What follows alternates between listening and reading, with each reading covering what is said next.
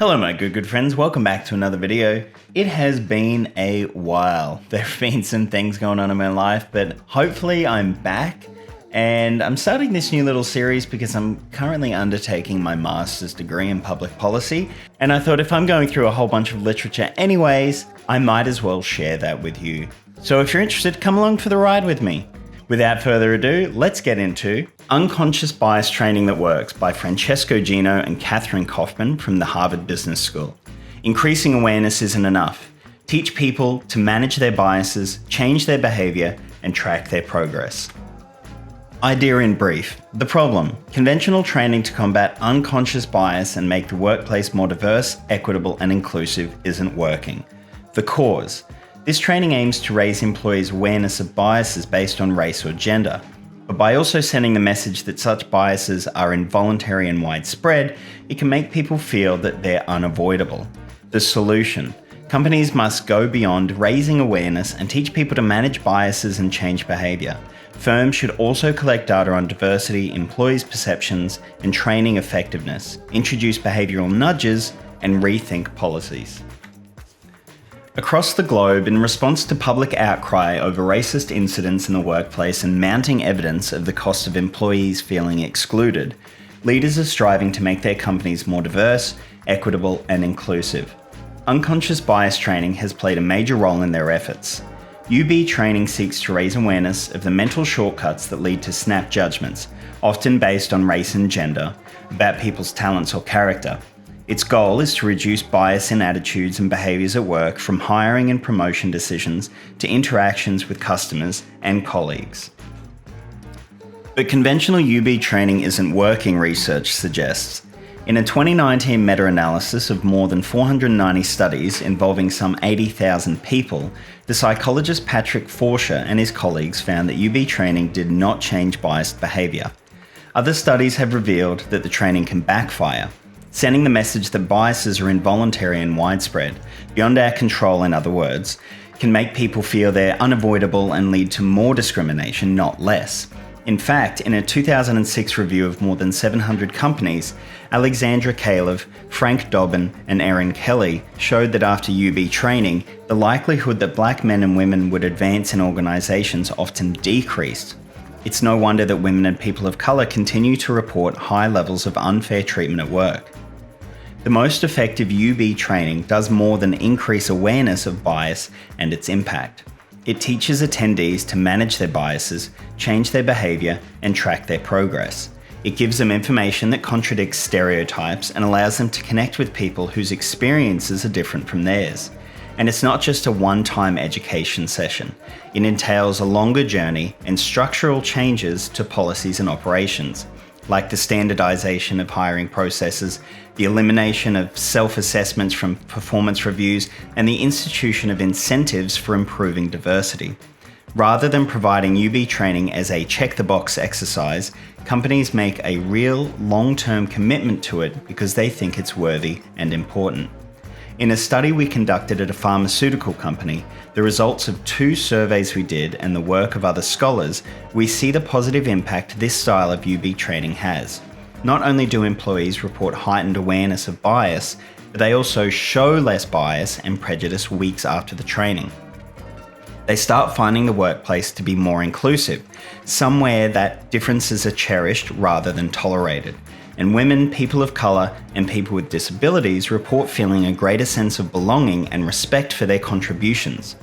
To unpack what drives these positive changes, we interviewed dozens of leaders, including Chief Human Resources Officers, Learning and Development Executives, and Diversity, Equity and Inclusion Officers at companies that have implemented rigorous UB programs across a variety of industries. In this article, we'll share what we've learned about how they are leveraging a more practical approach to UB training. Disclosure: one of us, Gino, has conducted anti-bias training in organisations as a consultant, but they include none of the companies featured in this article. The flaws in conventional approaches. Traditional UB training falls short in a number of ways. In a recent survey we did of more than 500 working adults from a wide range of US organisations, 3 findings stood out. First, most organisations worried about a backlash make UB training voluntary. As a result, it's embraced only by people who are already familiar with bias and interested in reducing it. Second, 91% of the respondents indicated that their firms didn't collect information on the metrics they claimed to care about, such as the race and gender of new hires and recipients of promotions and employee recognition awards. It's hard to improve something you're not even tracking. Third, 87% of the respondents indicated that at their firms, UB training doesn't go much past explaining the science behind bias and the costs of discrimination in organisations. In fact, only 10% of training programs gave attendees strategies for reducing bias. Imagine a weight loss program that told participants to step on the scale and left it at that. The idea that we can reduce our bias simply by being aware of it is the fatal flaw in most UB training. In fact, most programs end exactly where they should start.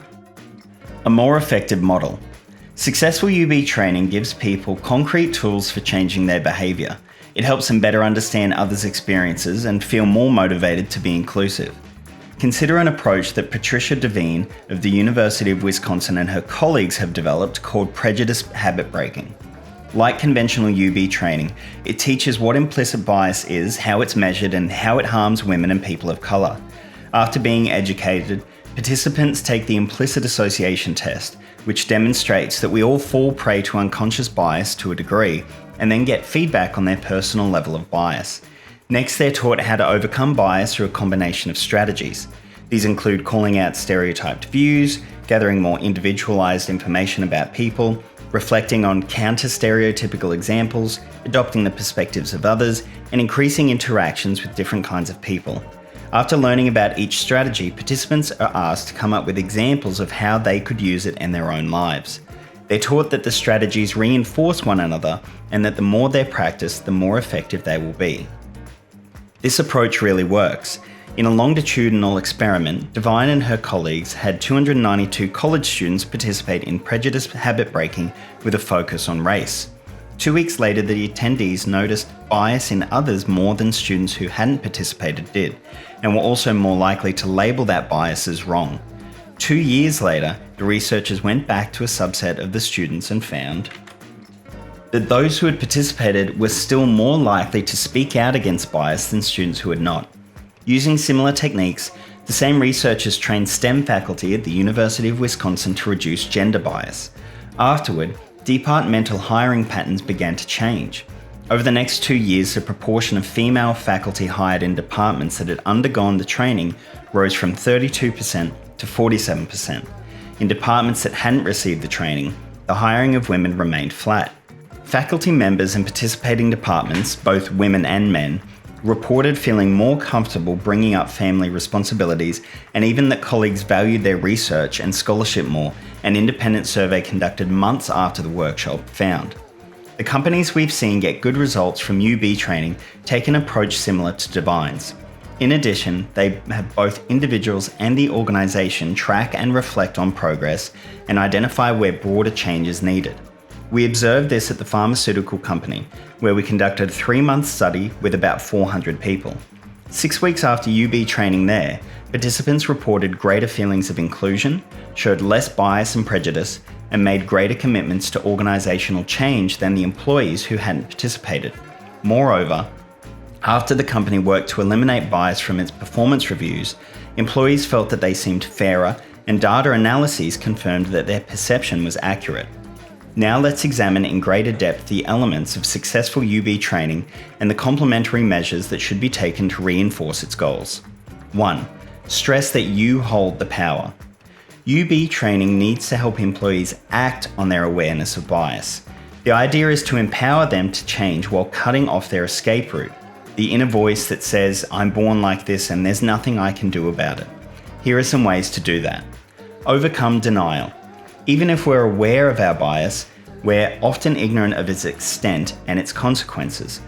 A large-scale audit of human resource managers conducted by Diva Pager and Lincoln Quillian, for instance, found clear evidence of discrimination against black candidates in hiring.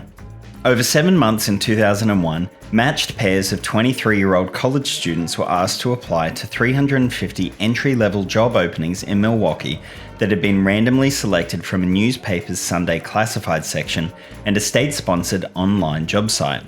The applicants were 2 white students, one with a fictional criminal record and one without, and 2 black students with the same profiles as the white applicants.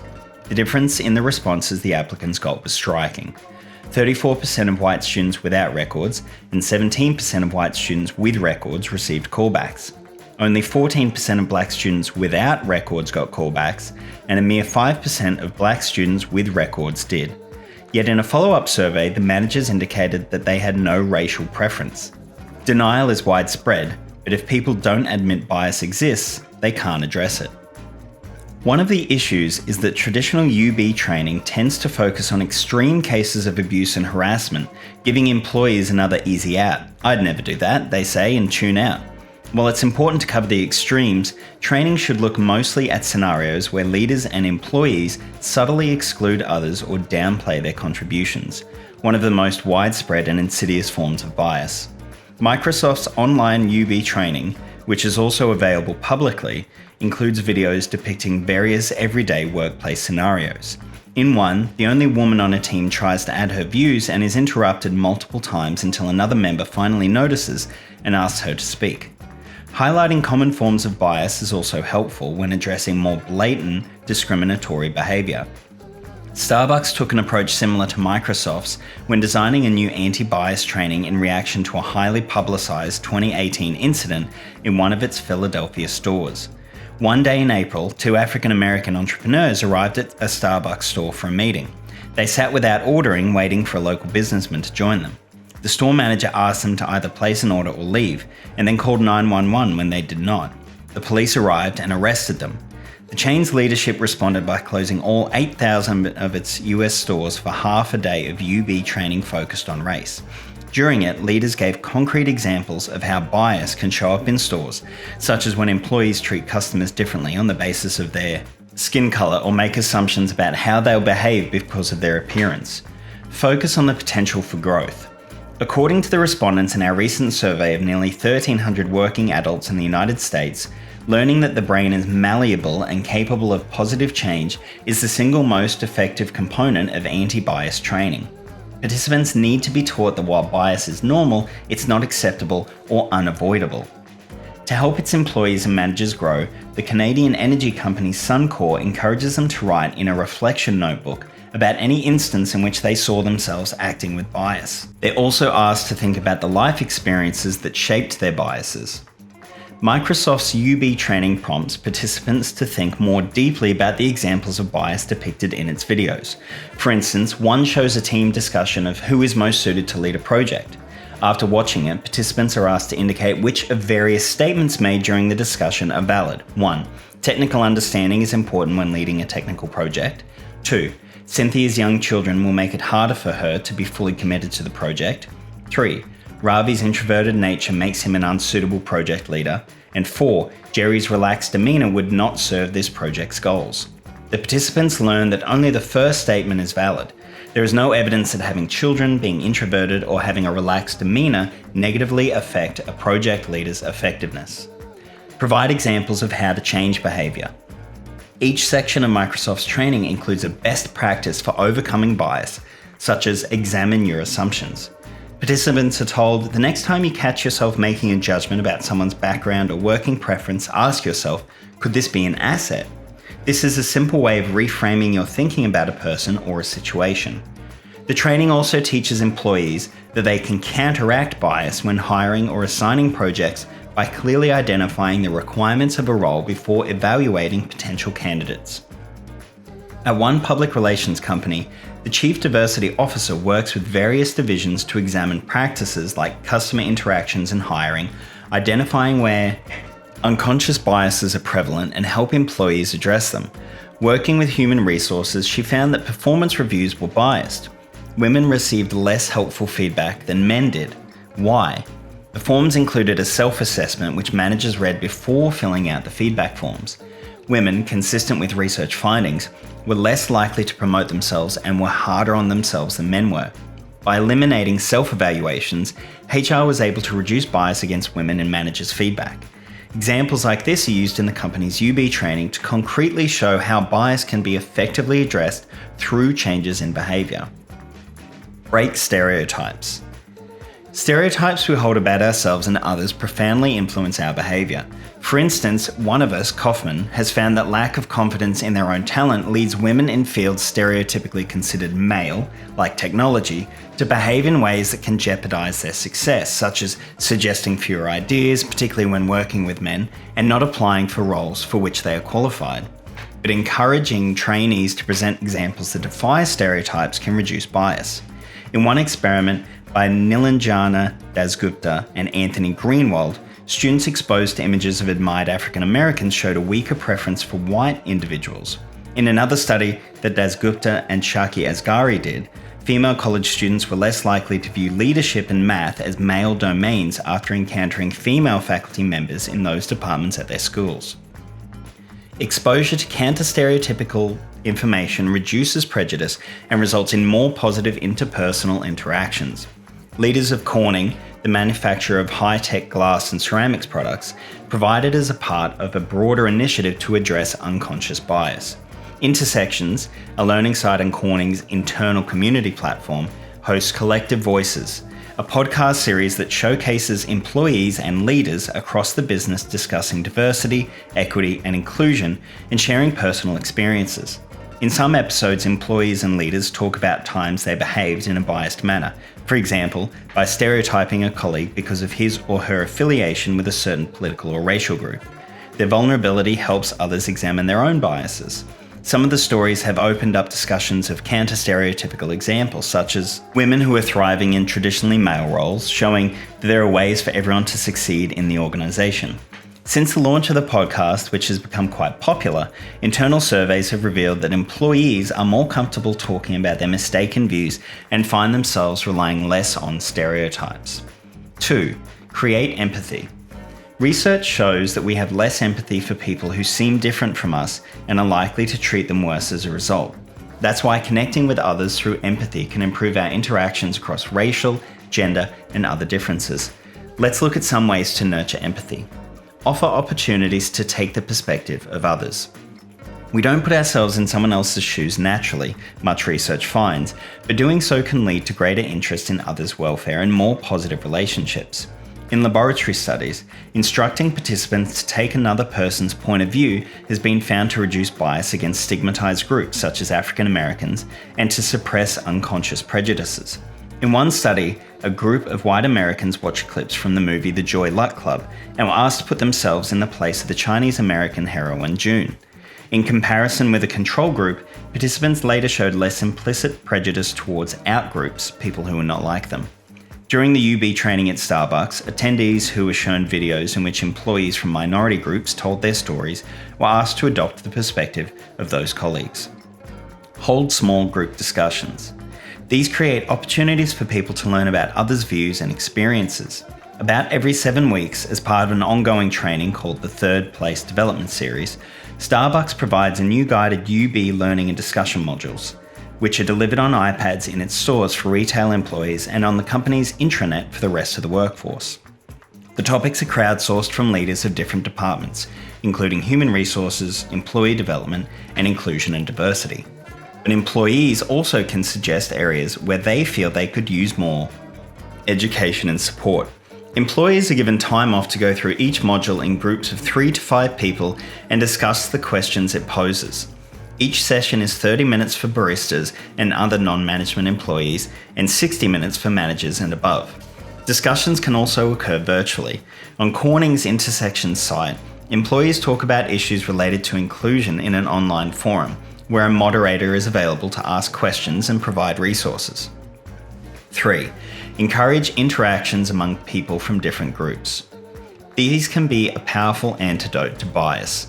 Research shows that white people who've had few interracial experiences often experience anxiety when interacting with black people and try to avoid them altogether. But forming relationships with members of other groups can widen our social networks, decrease our stress around people who are different from us, and reduce our prejudices. Here are some effective methods for building them. Expand inner circles. Training sessions themselves can help people get to know colleagues who are unlike them, even when the sessions are virtual. In our survey of nearly 1,300 working adults, respondents said that they benefited from the opportunities that training offered to interact with diverse colleagues and to examine whom they had contact with most often. The success of this kind of effort is obviously tied to how diverse a workforce is in the first place. The fact that it can cause discomfort should not be a barrier. Research has shown that moderate discomfort is a critical catalyst for the introspection that can lead to more egalitarian behaviour. At Starbucks, pulse surveys and interviews with employees revealed that discussions about the UB modules, which were open to all employees, allowed colleagues with different experiences and backgrounds to learn about one another and create new connections and made workers more empathetic. Nurture curiosity. The natural desire to acquire new knowledge and information can reduce prejudice and discriminatory behaviour, research by Gino finds. Curiosity prompts us to get to know our colleagues better rather than make assumptions. UB training can encourage it by having people work together in diverse teams. At its UB training, the multinational professional services firm EY assigns colleagues from varying cultural backgrounds to teams and encourages them to ask one another questions, find out what bias means to each person, and explore how to overcome it together. Starbucks organises regular sessions featuring outside speakers, from successful Black entrepreneurs to well-regarded influencers who belong to other minority groups or have disabilities. The aim is to spark interest in people whose experiences employees may not be familiar with. Attendees are invited to practice asking curious questions. Urge employees to track their interactions. UB training should encourage people to reflect on how they spend their time at work and with whom. When they're handing out assignments, do their choices indicate bias? Whom do they gravitate toward in brainstorming sessions and spontaneous conversations? When Gina coached a group of leaders on unconscious bias, she asked them to review their calendars to see whom they had met with in the previous month and whom they invited to meetings, and to think back about whom they called on to speak during those meetings. The data was eye-opening. People of colour were not invited to meetings as often as white individuals, were called on less frequently in meetings they did attend, and met informally with their bosses less often. And when managers at a financial services firm analysed investment opportunities and deals they'd passed on to colleagues, they found evidence of gender bias. More men than women were offered those opportunities. 4.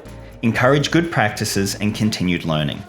If leaders want their organisations to become more equitable and diverse, they need to help employees implement the lessons of UB training. Here are some measures they can encourage people to take. Commit to improvement. UB training should offer leaders and employees alike time to thoughtfully consider their motivations for reducing bias. Some may want to gain a reputation for always striving to be inclusive. Some might buy into an organisational goal, such as better serving diverse customers by creating a diverse workforce. Or they may want to address UB simply because it's the right thing to do. No matter what the goal, choosing a specific reason for a commitment is a first step toward improvement. Choosing to commit is easier when participants see evidence of how unconscious bias affects their work. For instance, a large company that Gino worked with showed racial bias in performance evaluations. After HR directors reviewed the data, they and the company's senior leaders committed to eliminating unfair practices. Find a mentor and solicit feedback. We often lack a clear sense of our own bias and how it affects others. One male leader we coached learned from a trusted colleague that in meetings he frequently interrupted people, primarily women, and often attributed women's ideas to their male colleagues. Once his eyes had been opened, he began paying closer attention to how he managed meetings. At UB training, participants might identify a mentor who could observe their behaviour for bias or advise them on how to solicit feedback from others. Team members may feel more comfortable providing input anonymously or may appoint one person to monitor meetings for signs of bias. Accepting that we're biased isn't easy, but learning from feedback is key to becoming more inclusive. Track improvement. It's crucial to hold people accountable by monitoring whether behaviours truly change over time. When the leaders at the pharmaceutical company tracked their practices, they saw differences in their promotion patterns during the 2 years after their UB training. Similarly, the managers at the financial services firm were more unbiased and fair in their assignment of deals after they started tracking whom they passed their deals on to. 5. Set a broader strategy for broader impact. When organisations make a broad commitment to fostering diversity, equity, and inclusion, employees' buy-in increases. In our survey of more than 500 employees, participants reported taking UB training more seriously when it was accompanied by resounding institutional support demonstrated through thoughtfulness, time, and money. Here's how organizations can provide such support. Build the foundations. First, organizations can collect data on the representation and dispersion of people from different groups across the business, employees' perceptions of inclusion, and where diversity-related process failures might be occurring, such as during hiring or performance reviews. That data will suggest which training topics might have the greatest impact on employees. Leaders can also establish a committee to oversee and report on progress towards diversity, equity, and inclusion goals. These endeavours will need dependable funding. At Starbucks, which has made a multi-year financial commitment to reducing bias, Molly Hill, the company's Vice President of Learning, Development and Partner Experience, says it speaks volumes that her team doesn't need to ask for a training budget every year. The money is allocated to the initiative by default. Measure the effectiveness of UB training. This is critical to improving the training over time. It involves first gathering data on engagement with the training itself. Microsoft does that with participant surveys and by studying what makes employees, teams, and units most likely to consume UB training content. Starbucks similarly assesses engagement with anti-bias materials through pulse surveys of employees. Second, organizations must track the outcomes they're trying to change. To promote improvements, companies like Microsoft and Corning publish demographic employment data in public reports each year. Starbucks tracks customer engagement with employees in different stores, asking whether their efforts are improving customer experiences. Asking employees directly affected by bias to share their experiences before and after company-wide UB training can also help leaders understand whether meaningful change is occurring. One way to do this would be through surveys done just before and few months after the training. Nudge people to make better decisions. After training, organizations can establish what behavioral scientists call nudges, measures that prompt people to engage in new strategies. For example, before managers write performance reviews, they might be reminded to avoid giving feedback about employees' personalities. Recruiters might be asked to reflect on key job requirements before discussing candidates. In these ways, organizations can ensure that training lessons influence employees' everyday behavior. Review and rethink policies. The leaders of Starbucks revised store policies that they believed led employees in Philadelphia to call the police on the two black men. The company issued clear guidelines stating that everyone was welcome to spend time in its stores with or without making a purchase, and employees facing a challenging situation were encouraged to move beyond their gut reaction by consulting a checklist, considering the context, and seeking advice from others before taking action. Store managers were taught to ask, would I take this action with any customer in the same circumstances? As Starbucks recognized, UB training alone can't stamp out bias. Systemic changes are needed as well. Leaders should revise long-standing practices that unfairly disadvantage certain groups, such as relying on unstructured interviews or self-assessments. When managers at the financial services firm realized there was a gender bias in the way they assigned deals, they instituted a regular review to ensure that it stopped happening. Leaders' desire for their companies to be more diverse, equitable, and inclusive has never seemed stronger. But conventional UB training programs aren't delivering the changes they're supposed to produce. By following our blueprint, organizations can create programs that inspire people to more courageously examine and improve their behavior. By replacing superficial one-shot training with longer-term efforts that do a better job of helping people understand their own unconscious biases and see how to overcome them and measure their progress, leaders can turn their workplaces into environments where everyone truly feels a sense of belonging and appreciation. If you're still with me, thank you so much. I'd be incredibly interested to hear what you think about that article as well as the prescriptions that it provided. Leave them in the comments below and hopefully we can get a little bit of a dialogue going.